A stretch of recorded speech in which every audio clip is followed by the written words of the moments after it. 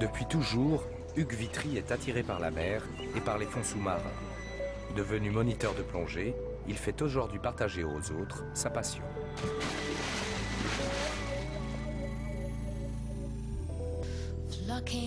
Après plus de 20 ans de pratique, Hugues connaît tous les poissons de son pays.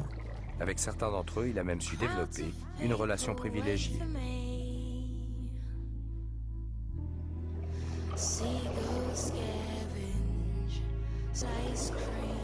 Pour moi, c'est pas un travail, c'est une passion. Et quand je descends sous l'eau, c'est sûr, c'est comme si je descendais dans un jardin, dans un paradis. Et là, j'ai mes animaux, j'ai mes êtres, j'ai des visités. Donc, et c'est vrai que j'ai une affection particulière pour les murènes. Parce que c'est justement parce que peut-être ce sont des animaux mécompris, mal compris.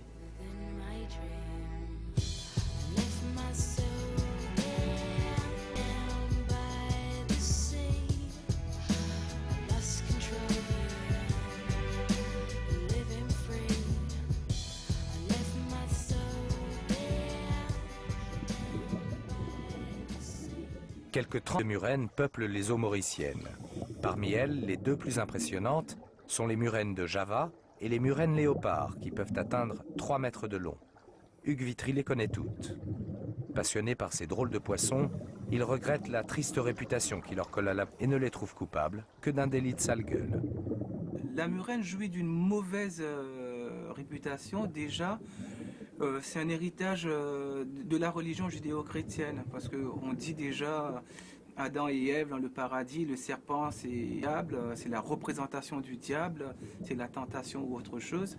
Et génétiquement, l'homme et surtout la femme a une frousse énorme des murènes ou de tout ce qui rampe, de tout ce qui nage un peu comme un serpent.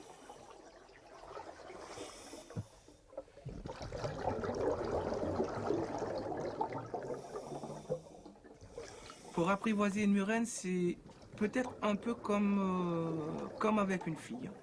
Quelqu'un qui ne connaît pas une fille et qui envoie sa main directement sur une fille, prendre une claque. Mais la murène, c'est pareil. On ne connaît pas une murène, on ne met pas la main sur une murène, ou sur n'importe quel animal d'ailleurs. Mais si à force d'être présent à côté, de se faire connaître, de se faire voir, de venir, de tourner, d'agir comme si on formait partie du décor, il y a une relation qui s'installe au bout d'un certain temps et on est accepté.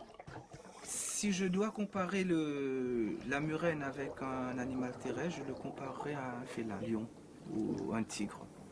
Parce que ce sont des animaux dangereux, sûrs, mais qui, une fois apprivoisés, sont comme des chats.